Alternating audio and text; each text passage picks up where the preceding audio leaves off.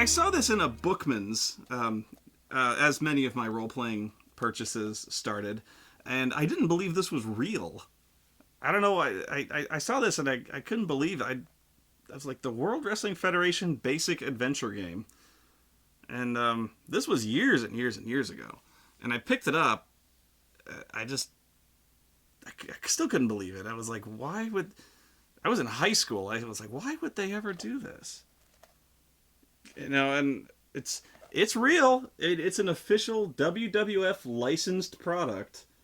I had never heard of this. I've never seen it advertised. And this was back in the day. Wrestling was as hot as it had ever been. You'd think... I don't know. I thought I would have heard something about it. But no. This just turned up. And this is the only copy I've ever seen of it anywhere. And so I'm glad I picked it up. But yeah. This is really uncommon as far as I know. Although probably people... If I were to eBay it, it's probably everywhere. But yeah, 1995, recommended ages 12 and up by Wit Publications from Murray, Kentucky. Registered trademarks of Titan Sports Incorporated, 1994. And it has a little story of the Yokozuna Taker casket match.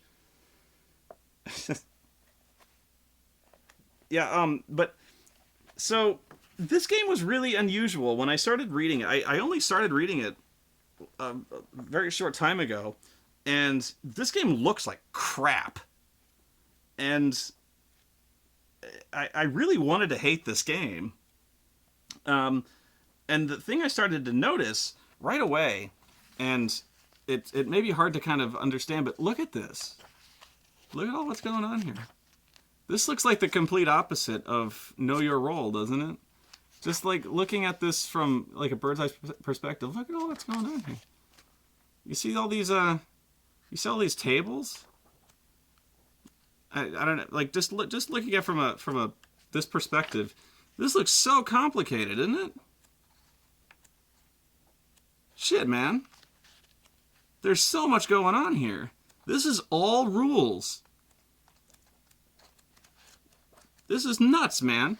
So I'm reading this going, like, my eyes are crossing. I'm like, what the fuck?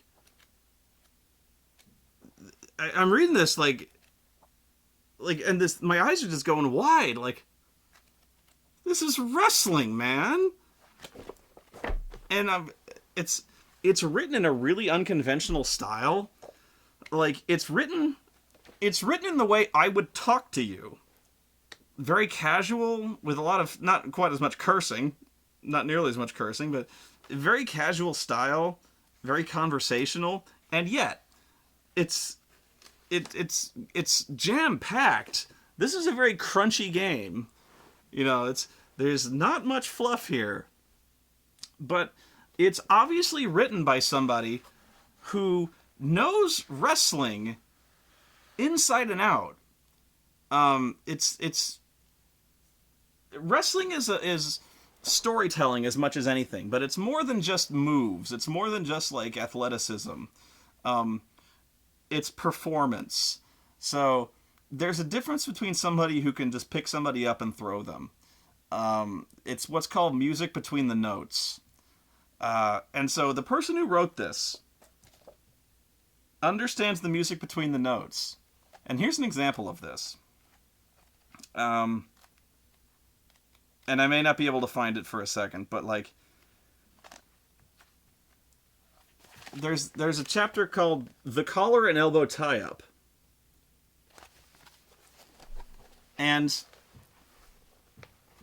when you're a wrestler, you're either a babyface or a heel, meaning you're either a good guy or a bad guy. And in this game, having fan support is like a currency. So if you're a good guy, fan support is very important. And if you have positive fan support, that's good for you. If you're a heel, you don't want fan support. You want negative fan support because you want people to boo you. So if you're a good guy doing good guy things, gets you fan support. And if you're a bad guy, insulting people and cheating gets you negative fan support. So you want to cheat as much as possible. And you want to act like a coward and a heel. And so that's what you do. And so that's where there's very lengthy tables detailing what gets you good points and what gets you bad points. So this is among, many of the lists of things that, and examples of how, what gets you good points, how much, and how many times you can do it. So, using a foreign object on another character, minus 200 fan support. Attacking a character before the bell, minus 100. So because that's a cowardly thing. Winning a match by cheating, minus 500. Helping a villain perform a bad deed, minus 500. Hitting a bad woman who has not attacked your character, minus 200. Okay, you'd think hitting a woman would be pretty loathsome, but okay, wow, okay. It's not as bad as winning a match, but okay. Anyway, hitting a woman, not as bad as you'd think. All right, but for a babyface, there's a really strange bonus, and I believe starting for a babyface, starting a match with a collar and elbow tie-up or test of strength, plus 50.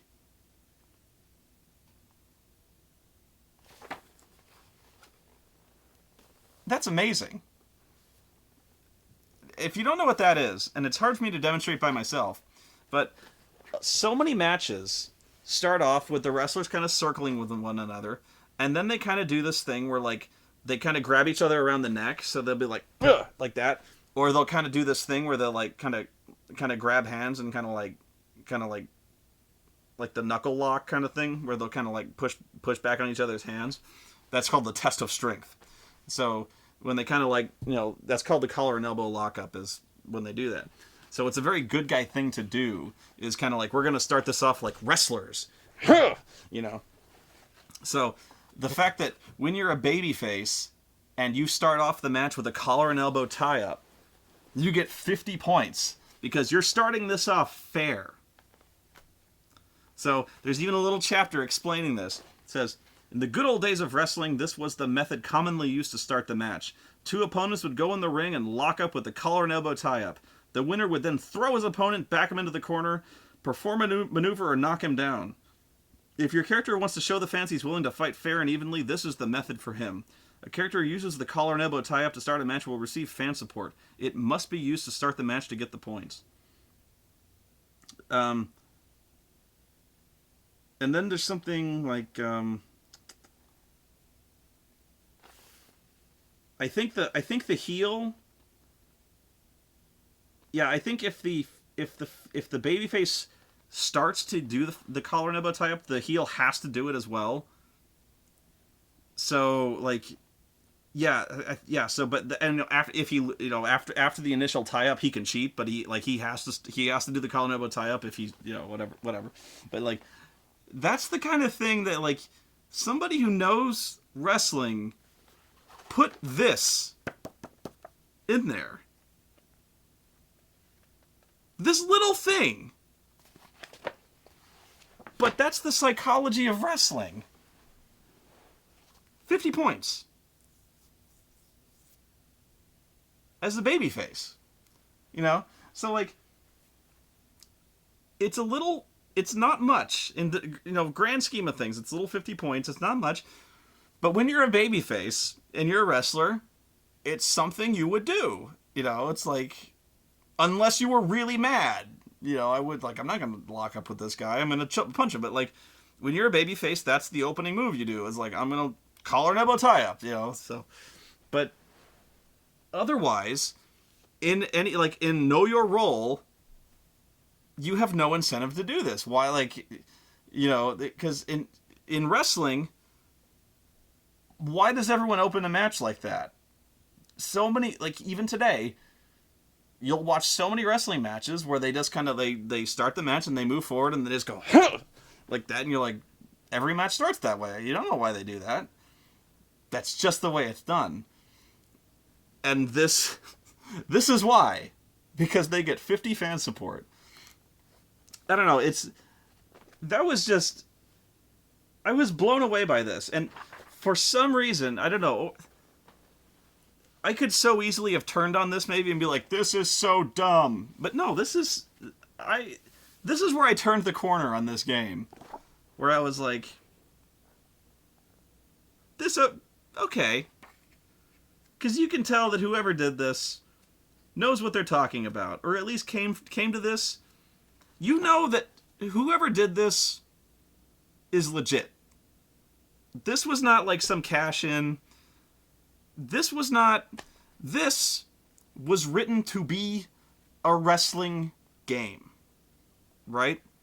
This was written to be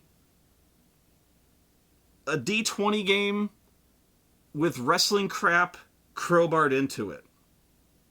Okay? This is its own set of rules, written as a wrestling game. This D20 crap. This is D20 shit flavored like wrestling, with artificial wrestling sweetener. And my God, it has Bob Holly with the most horrible face on it. You would never... Oh my God. Ugh. But this is like... This little bit, to me, sums it all up. I don't know.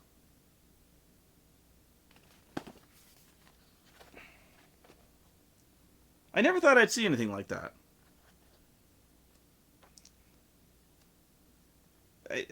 I'm still blown away by that. Like, that's the music between the notes. That collar and elbow tie-up. That's... You could watch wrestling for years and not even notice that. You know, the fact that baby faces will always kind of initiate the collar and elbow tie-up because they play fair. And what happens next is the good guy always wins that. And they, you know, Hulk Hogan would always do that. Hulk Hogan would always either do the knuckle lock, or what would happen was he'd win the collar and elbow tie-up, he'd push the guy, and he'd flop into the corner, and it would almost always be Flair, you know, and Flair would be like, no! And then what'll usually happen is he'll back him into the corner, and then the heel will, like, get a clean break. The clean break is he'll hang onto the ropes, and he'll do this thing where, like, he'll be like, ref, get this guy off me. Ref will back him out of the corner, and then the bad guy will do something like he'll cheat. So, like, he'll poke him in the eye or something like that when he finally gets a clean break. Once he's, like, he'll use the ref to get a fair break, and then he'll cheat. He'll poke him in the eye. That's how it usually goes. And then you'll ask, well, now I've brought this up. Like, when he throws him in the corner and Ric Flair does that begging thing, he goes like, no, like, please don't hurt me, please. That's in the book, too. There's a reason why a heel does this in the book.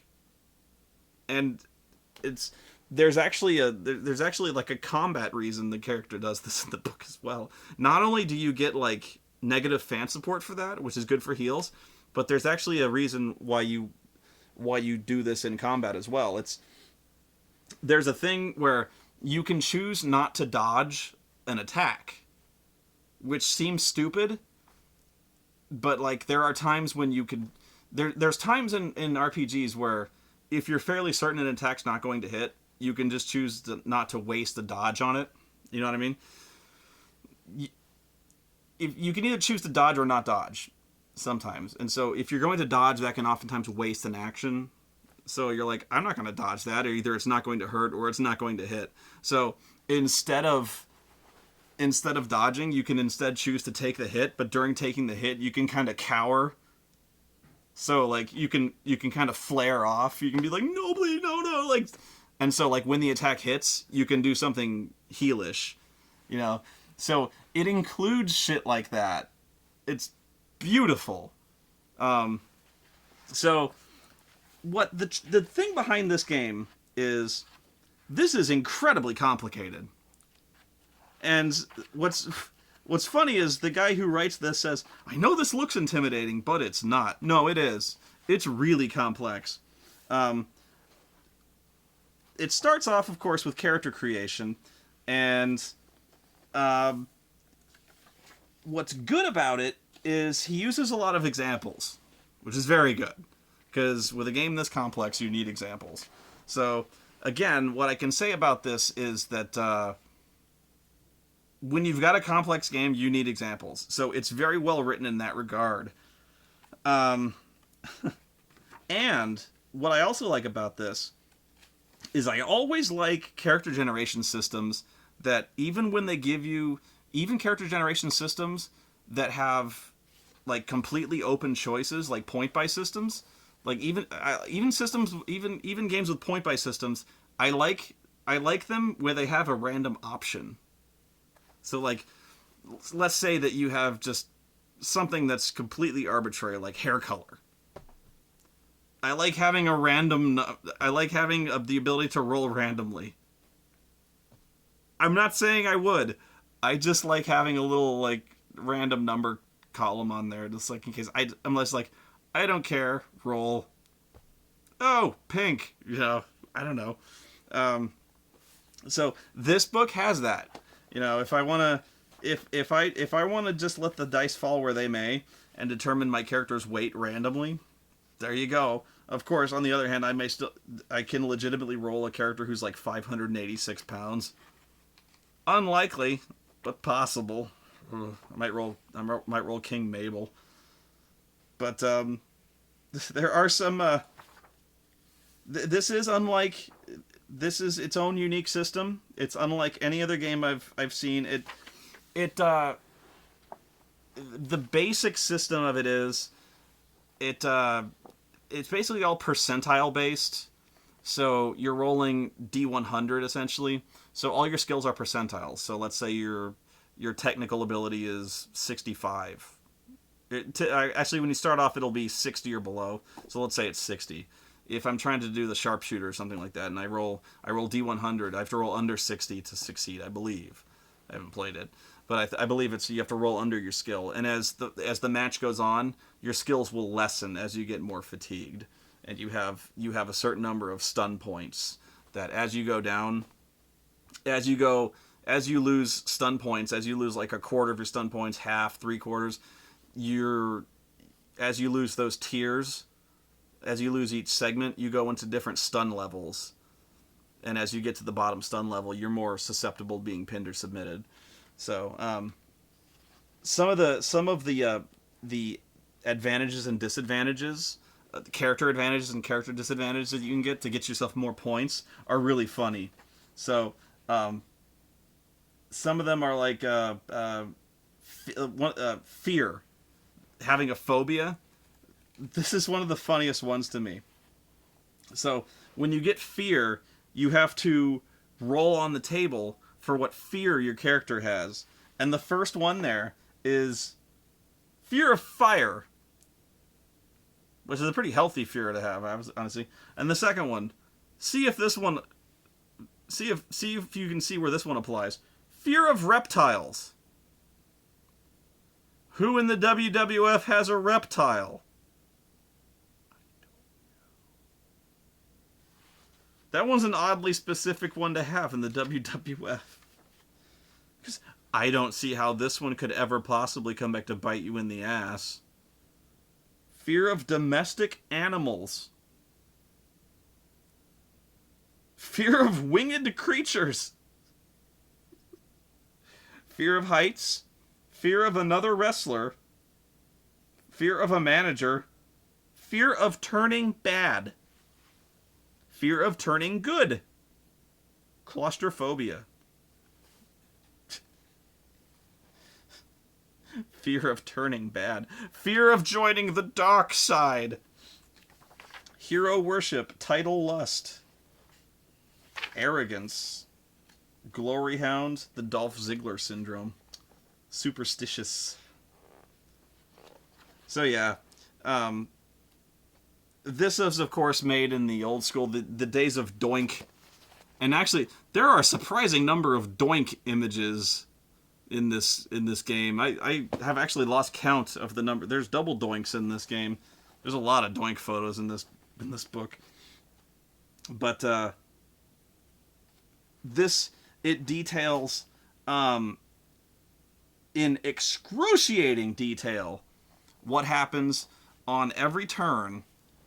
How characters move, what moves are possible during every move, and by that I mean there are 5 possible positions that your characters can be in a given round. Standing, kneeling, lying prone, flying, and running. So, from any given position, there are certain type of move that you can execute. This makes sense. So, when you're standing, you can only execute moves from a standing position. So you can't, for instance, you can't do the 5-star frog splash from a prone position. It doesn't work, you know? So that it whatever, you know, there's certain moves you can only make from certain positions, and there's only certain moves you can make on other characters when they're in certain positions. So there's like a table. Of course, there's a table. There's like tables that you have to cross reference. That only certain moves are legal in certain situations. So if you're doing the 5-star frog splash, of course, you know, you have to be standing and the other character has to be prone and you have to be on the top turnbuckle, you know. So like there's a table that tells you when that move is legal. So when it's your turn, you have to declare what action you're taking, and you have to determine what your stance is, what the opponent's stance is, and you know, beep, beep, there you are, I can do that. But there's a lot of different stuff you have to do there. And there's sub positions. Standing, that one speaks for itself. Kneeling, there are 3 sub positions to kneeling. A, the character is positioned on his knees with his back vertical or horizontal. B, the character is positioned on both feet and doubled over. Okay. So A, I gotta work this out. He's on his knees with his back vertical or horizontal. B, he's on both feet. Oh, so like the back body drop position. Okay, so B is he's on his feet. And C, the character's on his hands and knees. Because this is key. This, seriously, like, for the moves in this book, you have to, this goes into detail. Prone, face up or face down, or on his side, with his knees up in the fetal position.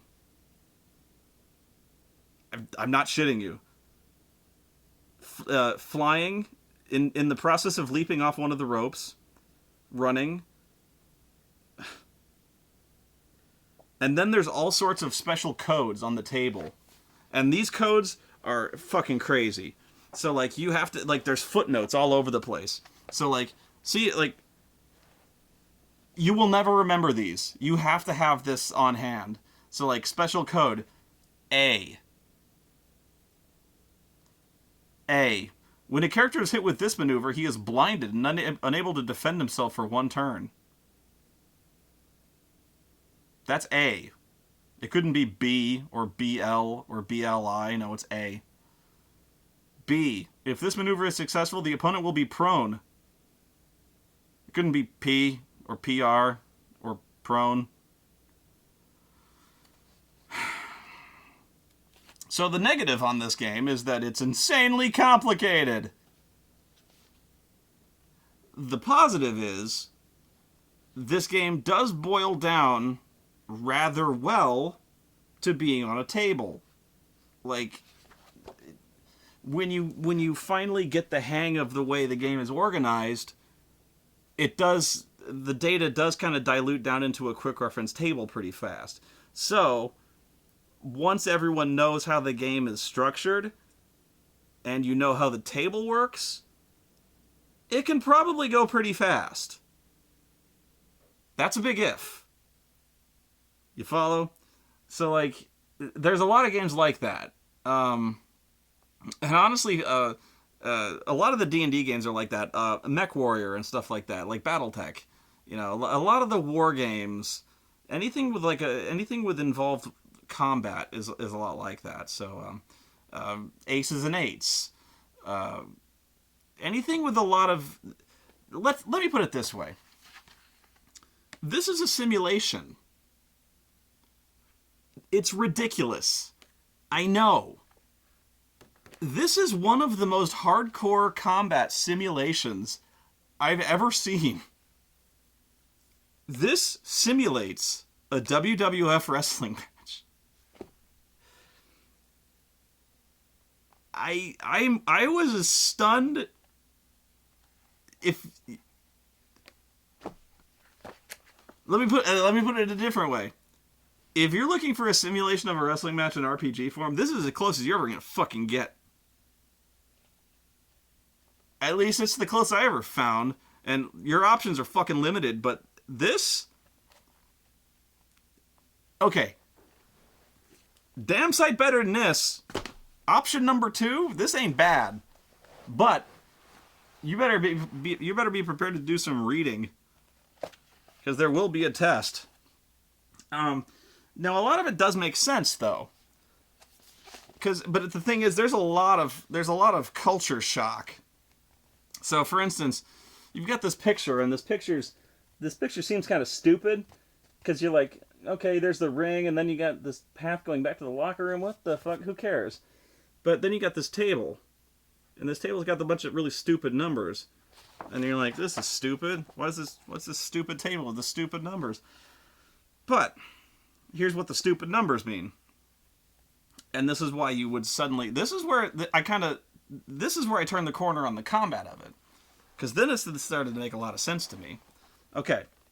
So each area of this map has a number on it. Like a legend, like a key, you know? So like there's the middle of the ring, and there's like, I think the locker room. One of these is the locker room.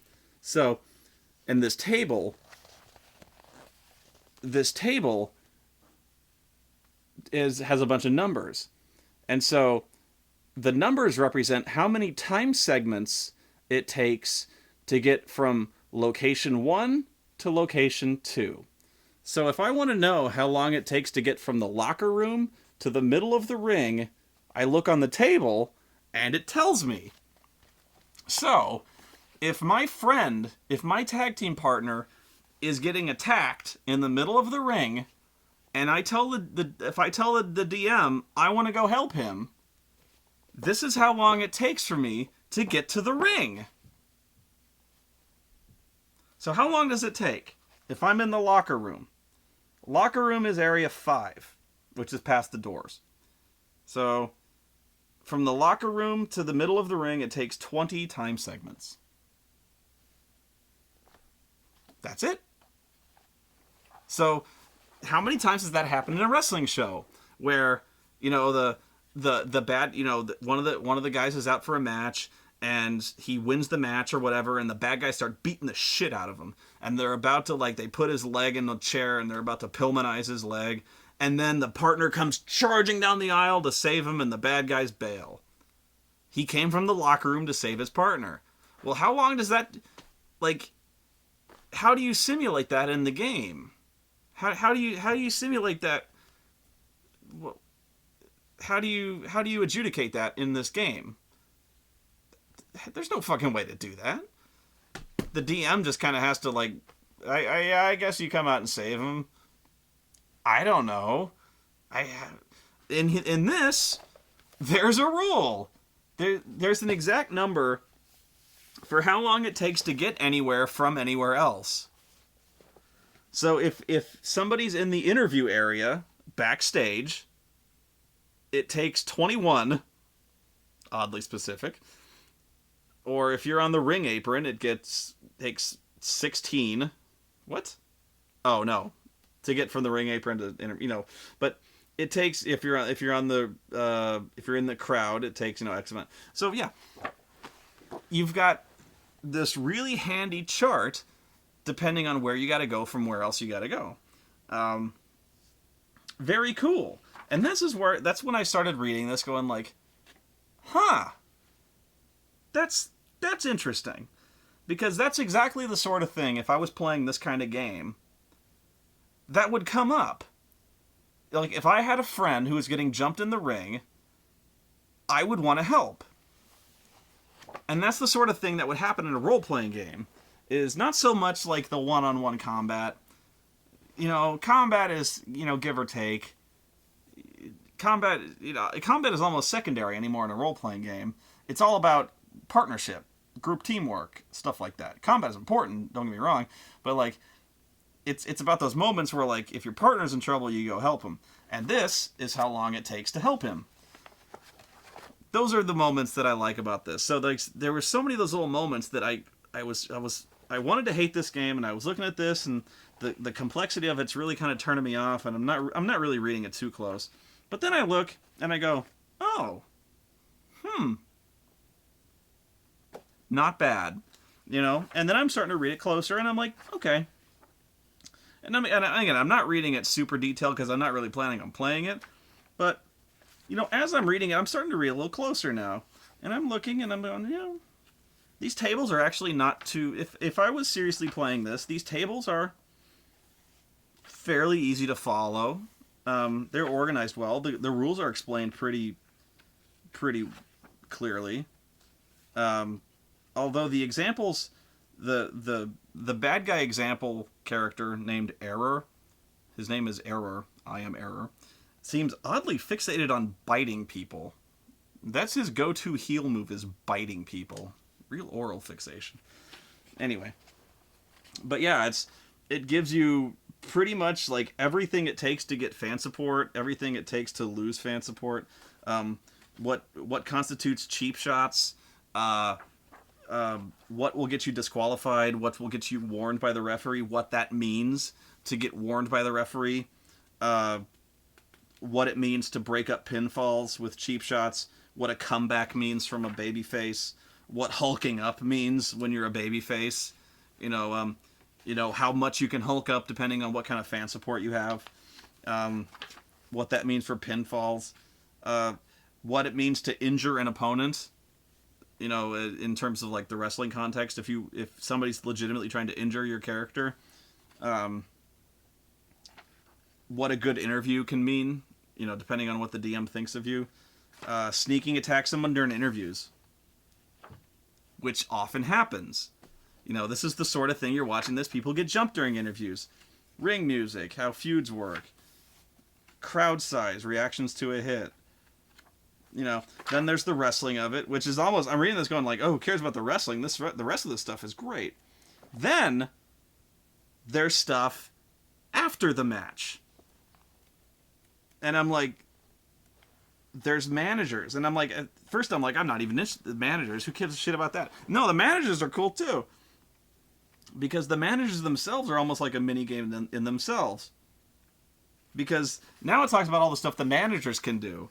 Like tripping and Irish whipped characters, managers coming into the ring, wrestlers hit by managers hit by wrestlers, referees and announcers, So it has rules for all those things that occur, and how many times they can do it, and what constitutes a warning, what constitutes disqualification, and what that means in terms of consequences when those occur, lasting consequences. And so complaining to the referee after the match. So, pardon me. It tells you what can happen. Officials in out of control brawls. It tells you what happens when there's an out of control brawl in the ring. If the match ends in a disqualification and everything just goes to shit, like if the players decide that there's just gonna be a fucking just slaughter in the ring and everything, like the Nexus brawl at the end of the thing where everyone just decides to trash the entire place. It tells you what happens, if there are 5 player characters at ringside, how many referees. It tells you how many referees come out to break up the brawl. How many people get fined and how much they get fined. If there are suspensions that need to be thrown around, how long they get suspended. So I'm like, what happens when you strike a referee? At what point a match will be restarted? At what point a match's referee's decision might be reversed? What happens when your tag team partner is missing? So I'm like, this is doink. What happens when doink? So just, this is the stupidest one though. Managers licensing fees. I gotta read you this one because it's so stupid. Managers must pay a license fee once a month. The fee is $500 per month, plus another $200 per month for each wrestler he manages. Bills are due on the first of every month. If the manager is unable to pay and cannot come up with the money, he loses all rights to his wrestlers' contracts. This means his wrestlers can leave him without penalty or fines. If a wrestler he manages does not want to lose his manager, then the manager cannot come anywhere near ringside or accompany any wrestlers until the bill is paid. The only way the manager can pay this bill is for another wrestler or manager to give him the money. If the manager does appear at ringside, he will be suspended from managing for 1d6 weeks and fined $10,000 for each time he breaks this rule. It's serious business. Managers' licensing fees. You have to have a Now, I remember this back when Jack Tunney was president of the WWF. Managers had to have licenses. When Bobby the Brain Heenan and the Mouth of the South Jimmy Hart was coming out, they had licenses to manage wrestlers. Sorry. Believe it or not, they had stables. Bobby Heenan, he had a ton of wrestlers he managed. So yeah, they had an umbrella corporation, so to speak. Zombies. In fact, the Dungeon of Doom was a literal zombie. Whatever. What the fine is for assaulting a referee. Then there's an entire really strange shopping list of clothes, to wit, the Macho Man Randy Savage. I don't know why they detail this. I guess.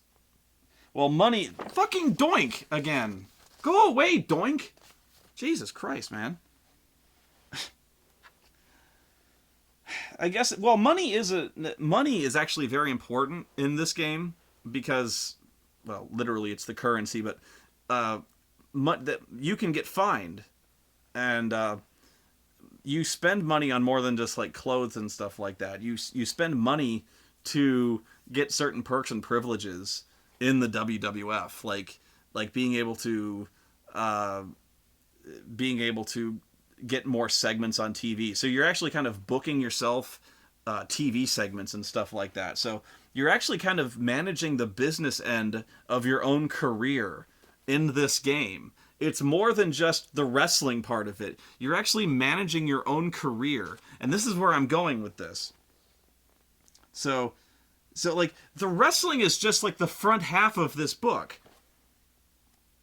So this is where I was really afraid of this. I'm looking through it like, oh my god, this is all the wrestling? No, it's not. So where was the rest of this? Oh, they go back to some wrestling moves. Hang on. 1 second.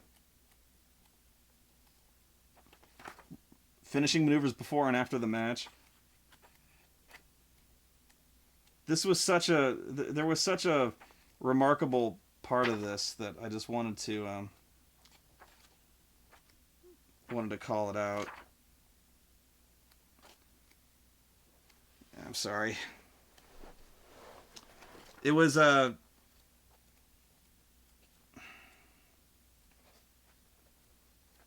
was it? I'm gonna feel so stupid if I can't find it now.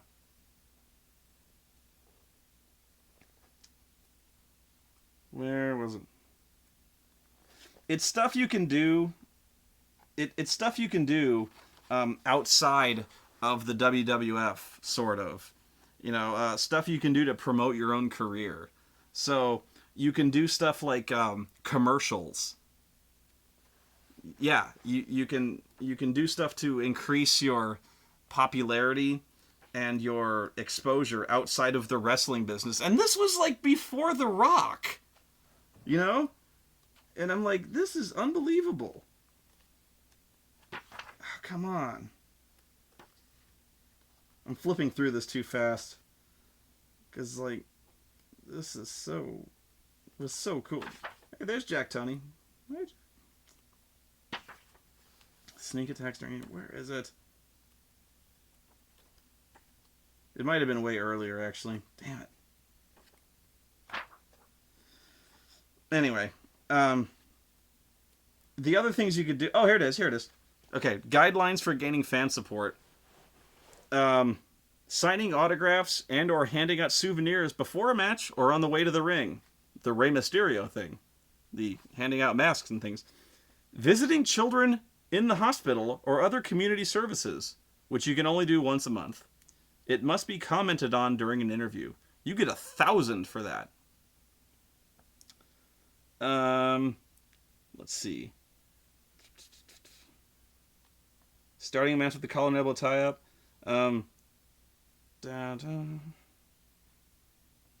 Where was the other thing? There's more. There's so much more.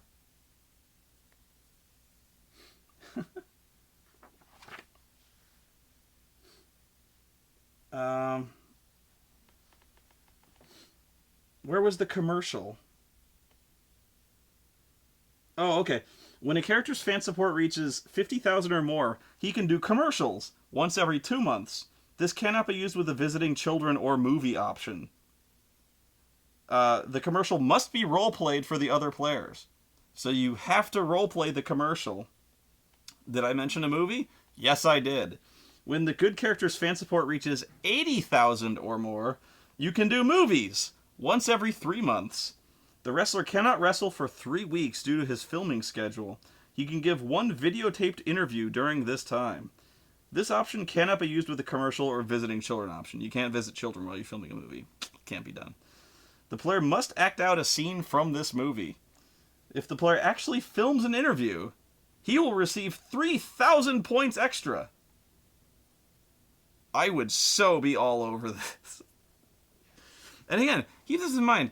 This was before, like, The Rock had ever done anything like this. And, like, commercials, movies. Now, I know Hulk Hogan was doing stuff like this, but, like, that's amazing. I'm sorry that took so long to find that, but I had to find this bit because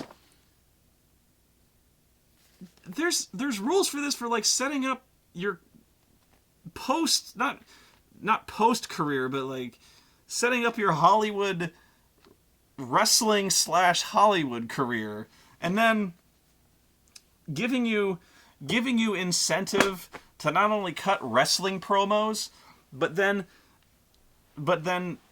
role play a wrestler who's making commercials for whatever you want in character, be it a babyface or heel.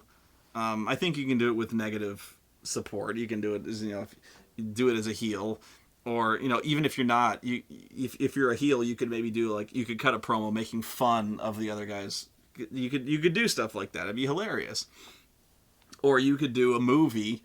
You could do a really fun promo where you're doing no holds barred. Where you're Hulk Hogan or something like that. It'd be a great little thing to do. So I'm like, this game is amazing. I have no idea how it would play in practice, of course, because I've never played it, and I'm not likely to. Because who else is gonna have this game unless I, like, find a bunch of people and just, like, circulate it around and have them all read it, and then hope against hope that we all have it, memorized and ready by the. It would take all night to even get one match under our belts, but, like, this is the sort of game that would take commitment, man. This would be like, if you were running an eFed, this is it. This is the game to run an eFed, man. And this is like, you don't have to run simulators or nothing, man. This is like, this is the shit right here. Like, I mean, again, as far as I know, again, not having played it, but just from looking at it, it looks pretty spot on. It doesn't look like there's much in the way of ambiguity here. It looks like it's pretty well researched.